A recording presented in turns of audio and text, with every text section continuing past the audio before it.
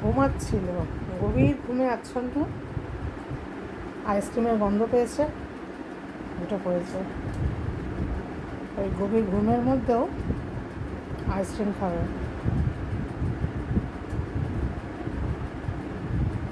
না, আইসক্রিম খেতে মরত।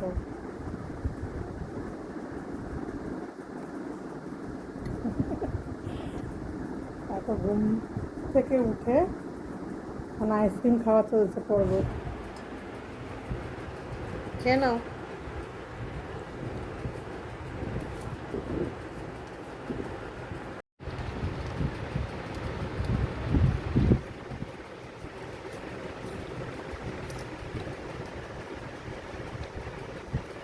খেতে খেতে একদম কর্নারে নিয়ে চলে এসছে বাটিটাকে, এমন খেতে ব্যস্ত।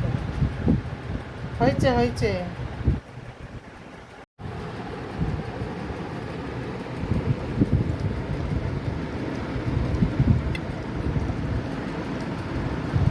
বাটিটার কিছু পাওয়া যাবে না, মনে হবে না এটা ধোয়া বাটি নাকি আইসক্রিম খাওয়া বাটি।